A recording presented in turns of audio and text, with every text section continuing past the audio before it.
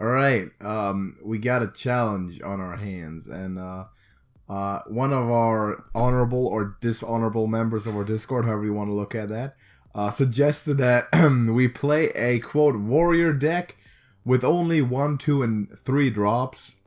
I think the technical stipulation was cards that cost less than or equal to 3. Yeah, so we could play 0. Inner Rage. We could play Inner Rage. We don't. Yeah, cards that cost less than 3, full warrior deck, in ranked, and we play until we win a game of Hearthstone with this, because Mr. Morris is tired of seeing me play my control warrior, which is, by the way, fantastic.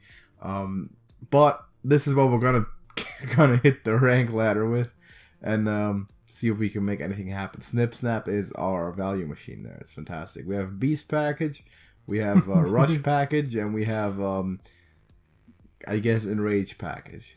Yeah. And that's Frothing Berserker, who can go off sometimes. So let's get it. First matchup is a Priest. Alright. What are we thinking here? Quest, maybe? We do have the advantage that we're still relatively early in the expansion cycle, and we can win with any given bullshit, which we will now. Hopefully. Alright, let's keep I think we keep everything. Why not? I like the combination of the Woodcutter's Axe and the Hog's Steed. See, we really would want to go second, actually, so we can go in 2-drop on 1, which we can't, because we don't have that many 1-drops, unfortunately. Yeah, we actually only have 1. Eternium Rover. We can't play Improved Morale on 1. Exactly. But now we just Flunky. We should put more 1-drops in this deck now to think about it. Get us another minion. Get us some big stuff, so Zilliax value or something. See what we can get. Yeah, maybe Grizzly, probably, right? I think Grizzly. I don't hate Abomination because it deals face damage, but also it kills all of our other stuff. So you know, so smart. We gotta be thinking. We gotta be thinking like a zoo deck here. All right, let's Snip Snap feels weird. Yeah, I guess it's Wolf. Axe. Is it not Wolf? It could be Wolf, I suppose. It's just Wolf, right? See, the thing is, I want to play the Axe probably before the Hog Steed, because the Hog Steed is otherwise going to be dead by the time that the Axe dies. But definitely doesn't make sense. If we played this, by the way, in Wild, we could just recreate like a pirate idea with Sir Finley and everything. But I don't think either one of us has Finley. No, I haven't been around. I haven't even been around these days. But now we go Axe and Taskmaster, I suppose. Yeah. And we just push. Man. We win first game and we just call it quits for 15 minutes. Not even 50, 10 minutes. No one expects the aggro warrior, I'm telling you. Morris can go. Also, there's a real sit in aggro the corner warrior, and cry, but you know, that's...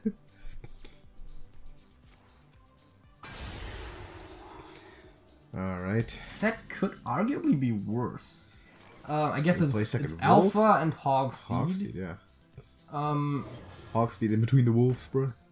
So we can buff it up more? No, that's just kidding. No, that doesn't make sense. Because we can't hit anything. Unfortunately. If it had charge, dude, that would have been a Leroy.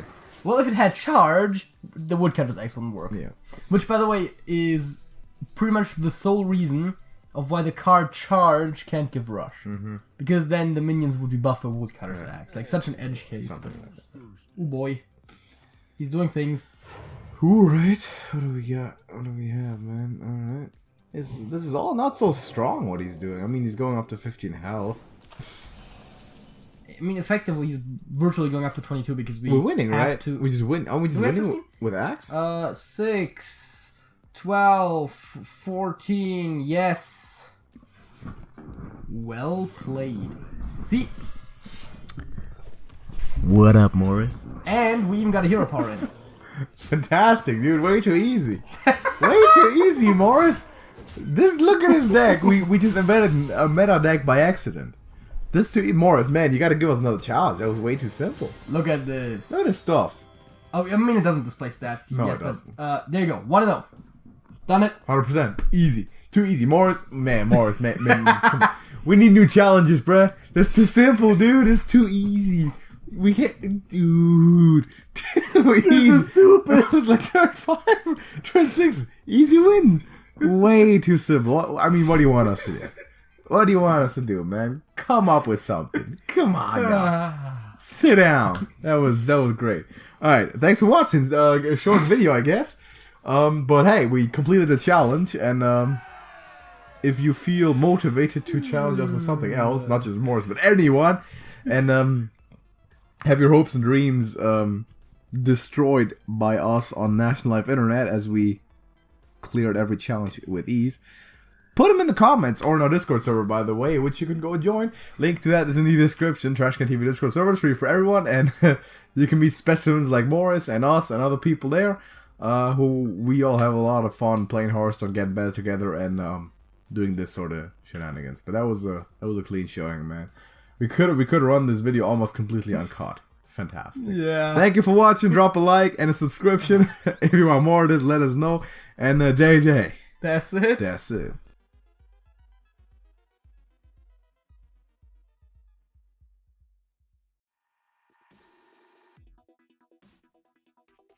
Welcome back to the final video of the Hearthstone budget series for the Rusticon's Rumble expansion. We've done all classes except for Warrior, and today is finally the day that we are also doing Warrior. Now, before we get into this, please leave a like on the video. We'd appreciate that for the work that we've put into this series, and we hope very much that this helped you.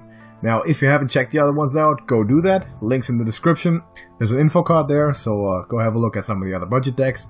And today we're looking at this aggressive Warrior.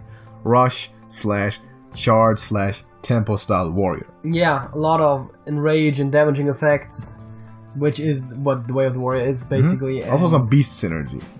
A surprising amount of beast synergy for Warrior. Surprising amount of beast synergy. We have the Untamed Beastmaster as our epic in there, which is a really good card. There's actually a lot of beasts if you look close. You got the Tortoises. Vicious Fledglings are one of the notoriously best tempo cards in the game for a while. Of course, you got the Dire Moles and the Dozing Marksman as well coming in from this expansion now. With the damaging effects. He's the sleeper of the expansion. That's his flavor. Or so he claims.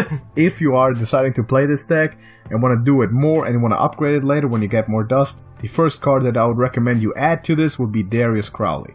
Because Darius Crowley is one of the strongest warrior cards in the game. Of course, it's like the face of the rush mechanic, sort of. Yes. When the Witchwood came out. And this deck, Darius Crowley would be absolutely amazing because he gets out of control really quickly. People need to deal with him. So Darius Crowley would be the first addition to that. Also, Grom is always possible. Grom Ash Hellscream. Yes. Especially with all of the damaging effects that we got in here. Correct. He's basically always at 10 attack. Exactly. At the least. Yeah, so he's really, really strong. And you can also add the Scourge Lord Garrosh for more late game potential. Yes, also, once again, allows you to trigger a lot of those damage effects like Frothing Berserker. Yep. With the hero power. But other than that, we are hopping into a game. We're going to show off that this cheap deck, few thousand dust only, very easy to craft, can win at the highest rank. And let's get into it. Druid. We have a Druid. Okay, let's see what we can do. Good keeps for this deck are generally the 1-drops. Town Crier, probably one of the best. We are keeping Town Crier. I think we can keep Beastmaster or Berserker as well. Right now, honestly, I kind of like Beastmaster. I also like Beastmaster, yeah. Because that one we don't extra have attack. A guaranteed way to buff the Berserker yet. Fledgling also very strong. Yes. So we have a really good curve, which is again one of the most important things when you're playing an aggressive deck / tempo style deck. You want to curve out, you want to play stuff on the board. The Town Crier is one of the best 1-drops in the game, and it's definitely worth having it. Of course, adding Darius Crowley makes us even stronger. Yeah. Or maybe even Akali the Rhino later. If you're going with the Rush Warrior package. Town Crier is a very good 1-drop, and that's what we're playing. We could Berserker into Dozing Marksman. Into Dozing Marksman, yeah. That's actually also one of the better ones. That's the thing, right? Animated Berserker can be way better than anything else in this deck if you get the follow-up play. If you get the follow-ups. And otherwise it's just kind of bad because it just damages all your stuff. But in this case, we have Marksman.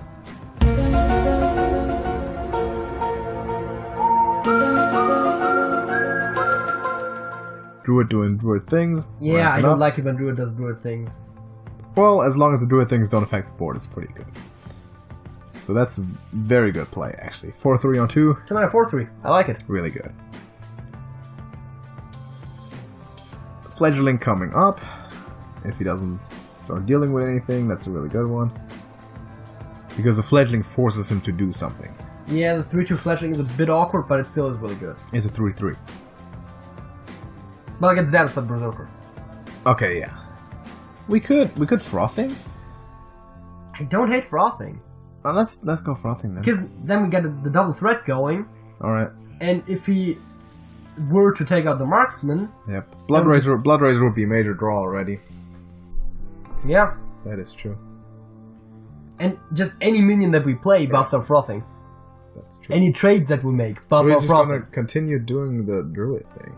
But he's gonna waste some naturalize on. Okay, We that's did draw the Blood Razor. Yeah. Yes, we did. But that's a lot of respect. There's a Blood Razor. But right now, I don't think so. Rampage is pretty good, but we don't have another 2-drop. We could coin out something at this point, I think. Let's Rampage and coin out the Fledgling. 2 individual threats. Do we Rampage the Fledgling so it stays alive more likely, or do we go for the 3 damage now? I think 3 damage. Because the thing if we Rampage the Fledgling is that if it gets Wind Fury, that's effectively double. Let's keep the damage, man. Let's go for the Marksman. Okay. 2 things, he needs to decide which one to take out. Probably Spreading Plague isn't even that strong. I always just like buffing Fledglings because every attack buff feels like it's twice as good. If you get Wind Fury. If it stays alive for long enough, you inevitably do. You do. But right now, he needs to be worried about dying somewhat immediately, actually. And there's Malfurion the Pestilence. Okay, Malfurion is sensible. I'm expecting taunts. Yeah, I mean, Poisonous doesn't really help him. Another Blood Razor. Okay, Marksman trades into 1. Obviously, yeah. I was just trying to figure out how to deal with the other. It's a bit weird, but it's a bit weird with the Blood Razor. What rush minions do we have? We could sacrifice the Fletchling if you want to. What do we expect? Amani Warbear. Or Red-Band Wasp. Because... Wait, Wasp would kill it, right? Wasp plus Berserker would kill it. Okay, then try for Wasp. That's like the least... It's Bear. Yeah. Tough. And that was the least awkward trade we could have made. So do we? I think we still push for the taunt, right? Yeah, I guess we just hit everything in and play Blood Razor, right? Yeah. It was a stupid order to do that, but there was no better way to do it. Okay, hit face, I think, with the Blood Razor. Well, so, of course, you don't want the Town Crier to die, but... You want to take the chance of the draw first. The Wasp would have been a way better way to clear the board here, so... In that case, I kind of had to play it that way. Battle Rage draws 3 at the moment. Yeah. Which is good. And we have 2 Amani Warbear set up to come down. That is another advantage of the animated Berserker. Yeah. You basically always have a really decent Battle Rage going. Okay, that's not a very strong Spreading Plague at all. Well, with the Tyrant, it's definitely sensible. Well, yeah. Tyrant makes sense. Look at his cards. He has 3 cards in his hand. Yes, that is true. That's not what he wants to do. We know that's not what he wants to do. So we are getting him out of his kind of style of play. Definitely. And that's why we need to continue applying the pressure, I think. A Warbear now would be great, but we can't quite reach it, though we have it in 7. Are we gonna just, like, Beast Tamer Battle Rage? We'll probably Battle Rage like first, see Valley? what we get, and then probably Beastmaster. We'll see. Well, Beastmaster. Because the Beastmaster buffs the stuff we draw. If we draw it, yeah. That's also kind of a trade-off we have to think about then. Yeah, let's go Beastmaster. I don't see a lot of other plays that would be good. Do we enrage it for extra draw? That seems bad, right? No. Let's keep that for something that we can use on. Another Battle Rage. Work on the lead. Take out 1 Scarab. Yep, that's it. We just need to keep pushing. I think we have the resources with the bears. Yes. There's a strong presence coming up. He's gonna trade very likely the Tyrant or sacrifice 7 health of the face to hit the Marksman. Yeah, he saw the Beastmaster as a potential threat, so... It is a potential threat, definitely. He had to hit the Tyrant in there. Which also, deeming that necessary, shows us that what kind of position he is in, although he does not get a lot of armor. He did draw an armor, okay, because he had a turn off peace, basically, which is a problem. But now we live with Bear. Definitely Bear. Yes. It's taunt nicely. And probably Blood Razor face as well. Get rid of 1 Tyrant. The other one can't kill it by himself. Yeah, that's what I was thinking for a second there. If we wanted to run the Blood Razor into the 1/5 to save the 1 health from the Warbear, but it doesn't matter. There's very few situations where... Alright, now this is a combo druid now? It could be Malagos, could be Mechathune. We're now getting into, or trying to get into, what we call the second wave. Gonk? Is it Gonk? It might be Gonk. It's a combo deck. So the second wave, definitely Bear as well. Oh yeah, right, we need to take that out. Yeah. The second wave of pressure, sort of, right? So the first one was kind of defended, but we got him down a little bit in health. He's still fishing, and now is where we need to make that push. So we had that kind of reload turn where we drew, we cleared the board again. The Alex, alright. Which makes me think Malagos. Yeah, that seems like Malagos. Although it theoretically could fit into Gonk, but it could. It does work with Gonk as well. I'm still not assuming Gonk is the likeliest option there. There's a lot of stuff we can do. Yes, but we need to be focused on not dying. So he can get us down to 1 with what he has. Yeah, what's it again? Oh, yeah, no. That we can't play. We can't defend against the Alexstrasza, obviously, so I think just put a Fledgling out, put threats out, right? We could kill the Alexstrasza. Sure. Korkron, Taskmaster, Inner Rage, or double Taskmaster even. Taskmaster deals 1, right? And yes. then double Inner Rage as well? No, it's just 1 Taskmaster, 1 Inner Rage, 2 Taskmasters, 2 Inner Rages, any combination that goes... Oh, you mean on the Korkron? Yes. Okay, yeah, we could do that. That takes out the Alexstrasza, and if let's do it with let's do it. If we do it with the Taskmasters, the question is, 1 Taskmaster and play the Fledgling? No, the Fledgling does that's the part anyways, right? So, question is now Inner Rage or Fledgling? Both. Like Inner Rage, Fledgling, or a Taskmaster was the question. But Inner Rage and Fledgling. Create a threat. Well, a threat is easily answered by Hero Power, but... Yeah. But still, make him use the Hero Power. Yeah. Well, it's a good Alexstrasza. At least leave a 2-2 alone there. Similar situation if we play both Taskmasters, probably, but... Somehow we're gonna get a better Fledgling out of this matchup. Fledgling becomes a lot worse once Malfurion comes down because of that Plague Lord. Yeah. Hero Power that can't take it out. That's just life. That's life as a bird. Fungomancer showing up. Our friend Fungomancer. Do you want to tour this? Fungomancer? Go for it all? Sure. Do we then Taskmaster on top, or...? Of course we Taskmaster on top. Who doesn't? And then we go. How greedy are we? No. We're good. We have Blood Razor, Battle Rage if our board survives, and if we die, we die. I think, yeah, it really comes down to this turn, right? Basically. Yeah. Because we got a lot of stuff there with Blood Razor and Inner Rage, and even being able to potentially draw something on top of that, like Korkron Elite. Gong Stuff could win, Spreading Play could win, but he only has 4 cards. Not a lot of cards do win. Spreading Play doesn't even necessarily win. Swipe, okay, but in combination with something else. Second, it looks like Hero Power face. Second swipe would win? No. But... Okay, Battle Rage first. Yes. There's a lot of good stuff. There's a Fungomancer. It's Korkron though, right? Because Korkron and Blood Razor works. I'm not sure how much we need right now. This is... Fungomancer gives us 4. We could Korkron and Inner Rage. We could Fungomancer. Okay, so Korkron and Fungomancer doesn't Blood Razor matter. Korkron gives us 6. Fungomancer Blood Razor gives us takes 4. out a bunch of guys. After we attack with the guys, obviously. Okay, so that's 9, that's 11, 13, that is enough, right? But we can also Inner Rage on top of that. So Fungomancer or Korkron is irrelevant. Both is for attack, and that's enough. Yep. Nice. So there was a bunch of ways to do that. Had he had a bit more health, play the Blood Razor after, still kills him. Korkron Fungomancer was irrelevant, but we managed to pull it off against a Druid, a combo-style Druid, which is tough to do. We got a lot of armor gain, but I think we used the Battle Rages really well.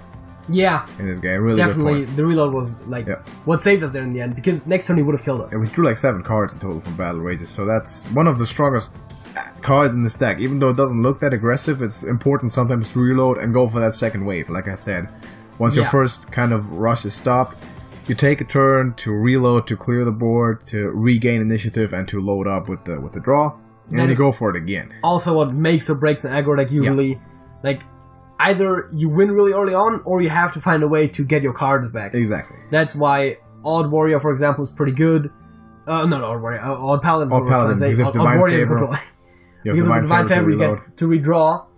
While, for example, the Odd Rogue isn't quite as good. It does usually a lot of versions on Myras to do that.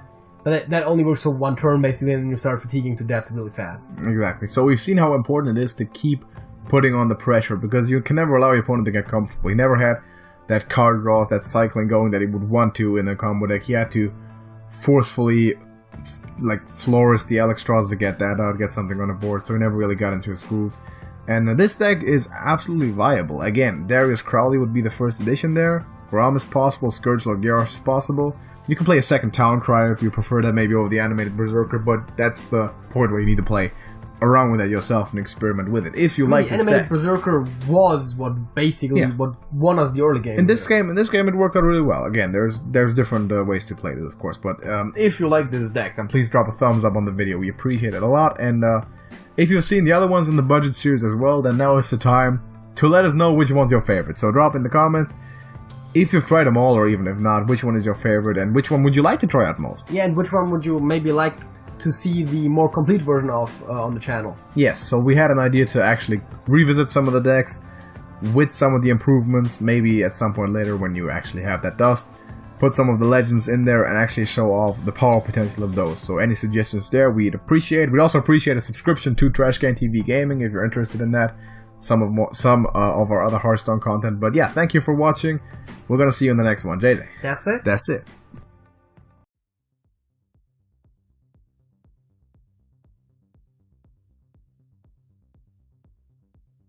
Alright, so today we had a little bit of a different idea, right? So, JJ discovered this game on Steam. Did you get it in one of those bundles? Yeah. He got it in one of those bundles that he bought, and you played it for a little bit and you liked it? Yes. So tell us what it's about. So, it's basically a bit like an RPG with a story mode and different items you can buy and stuff, but it's also a pinball game. It's also a pinball game, so we wanted to show off this game. And since JJ liked it, and it's not hugely popular, I guess. Not hugely famous or anything. Maybe draw some attention to it. Yeah, so we kind of already skipped past the initial story plot. It's not that long. Cutting, but there was 3 warriors. Yeah, they were like banished by the witch. Like this girl is like she's an orphan, I think. Whatever. Some stuff. Okay, it seems like a middle-aged type of scenery. If you want to just play, they're gonna play the first level. All right. So there's is that always happening? That's just because we are at the thing where we're supposed to go, and now there's a bit of dialogue going on. Okay. So what's the idea? We're gonna just destroy stuff? Sounds like a plan, doesn't it? What do we need to hit? Everything? It said something about collecting. Oh yeah, I need to collect mana to summon my dog. To summon the dog. Okay. And it's also not really that hard right now because there's literally no way you can lose. Because if your ball falls down like in the center where where it shouldn't go normally, like it that? just respawns. Okay. Because it's a tutorial. Oh, fair enough. The first level, yeah, we just started right in there. And there's a dog. And where's the dog? Like the other ball. That's a dog. That's a dog. That's a dog. why is that a dog? How is it a dog? It's weird. Don't question the game logic. That's how dogs looked in the Middle Ages. They were just spheres. Perfect spheres. Because you can't really play pinball with actual people and dogs that well, I guess. I mean, there's balls, but is there pins? No, you hit a hole. Hit a manhole. Okay, we're going downstairs. So we can. So this is like all those levels connected, like all kinds of ways. Yes. Yeah, interesting. So yeah, we can also move the ball without actually pinballing. Yeah, because that's not really an option. No, so wait, that's what I do. So it's a bit of a labyrinth too, like maneuvering through mazes and all that. Okay, first of all, we should probably announce what it's called. What's the game called? It's called Rollers of the Realms. Rollers of the Realms. Probably a good thing if you want to show off a game. Yeah, it's like we here to draw attention to this little game. What's it called? I mean, it's in the title and probably also on the thumbnail. Yeah, and probably in the description too. Maybe. But okay, next level. Okay, 400 gold. So we got these quests, right? Yes. Which is kind of pinball standard, I think. I mean, it is at the end of the day. It's basically an RPG. So yeah. Did you get it though? Or did you start playing it for the story mode or for the pinball? I just thought it was an interesting concept. I just was like, oh, let's check this game out. I guess. I mean, it is a cool concept. And then I just started playing it and I liked it for both. But I guess the pinball aspect is kind of the interesting part. I haven't The story isn't that deep. It's kind of a generic fantasy story, you know. That's cool. But the actual gameplay mechanics are interesting and the levels are very varied. There's also a key somewhere in here. There's a key? Oh yes, under there. How do I get the key? I want a key. Right. Oh hey, there's a knight. He's also a ball. Yes. Which already tells you they can play him, basically. all the characters are represented by balls, just like that. What are you doing? What do you think, boy? What are you doing? Should we leave him? Right now they're beating up the knight. He's just pushing around the ball. That was pretty good. Huge. That was even worse. There's a pinball expert out here. I never claimed to be good at this. Did you not? We just wanted to show off the actual game and like Exactly. tell more people to try it out, because I mean I think pinball's underrated. I find pinball to be underrated in general, right? Because it's in real life when you got the machine. That's actually like that's challenging. You know, there's championships in that, I believe. So there's a lot of skill involved there. Leave the old drunk alone. Leave the old drunk alone. I'm kind of skipping through the story a bit here, but you know. Yeah, it's cool. I mean, we don't need to show every single little bit, right? We want people to play it themselves too. Exactly. They were just hitting dudes for a while. Yep. If you also like, this one of those videos, right? If you like the game, like the concept kind of stuff, just share it around a little bit. Okay, let people know about it, so more people will find out about the game. And definitely go ahead and play it yourself. That's what it's for. The game is for the playing. It is. I mean, that is what you do with games usually. Usually. Or you watch other people play it. Most of the time, you watch people play it, like right now you do it, and then you go play it yourself, because that's what gets you onto playing the games, right? And I'm pretty sure it worked different in the old school days, but you know. You think so? Nah. And who's the best person, the best people to watch play a game? What? Who is the best people to watch when they play games? Oh, us, of course. Obviously, right?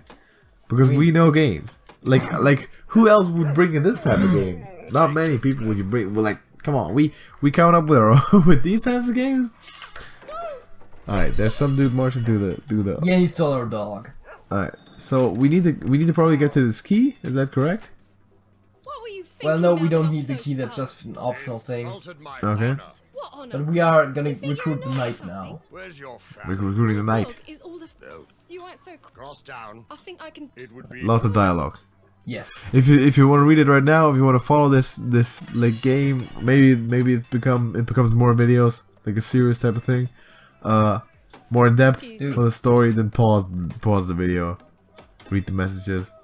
But is this what is this like? How expensive is this game? Not very expensive. I don't know the actual exact price because, as you said, I got it as part of a bundle. Right. So it's probably not gonna break the bank if you want to do the entire story, and it might. You think it's worth it for people to go get it if they want to live the story? I mean, it's definitely a fun game to play. Sure. the blacksmith was I mean, you would have to know if it's worth it for you. Of course, right? That's why you can watch it first. But it combines two interesting things. Like, I mean, there's games that's just pinball, you know, not really story mode or anything. It's just levels with cool design, pinball for people who want to play pinball. But yeah, this is a bit more one of the puzzle-y type levels. Yeah. But I also like that the different designs. Oh yeah, right. Yeah, they're explaining them. They're still like explaining the mechanics, right? Because you need the rope to get through there because the knight is too fat. Is he? They're represented by different balls. So wait, then, is the rogue that other ball that we yes, usually think? and the knight is the metal ball. I like that. That's good. And now I need to like hit the crates because he's better at doing that. That's why I should switch to him and then... Because he's got more mass, he's stronger too. Alright. Deals way more object damage than anyone else, I believe. And how do we change balls?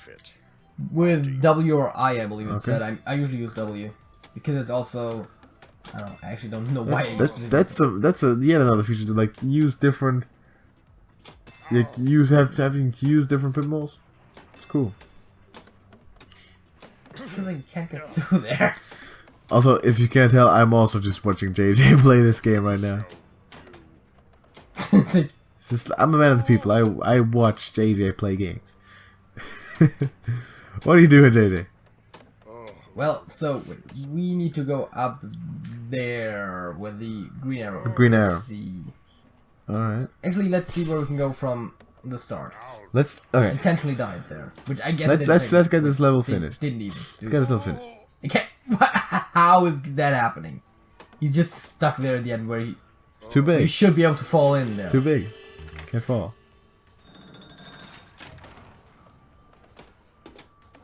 Let's see where we can go with that. There was nothing. So that and then. You gotta lift that up so you can fall down, right? Then I don't think I can get in there. I think I just actually need to.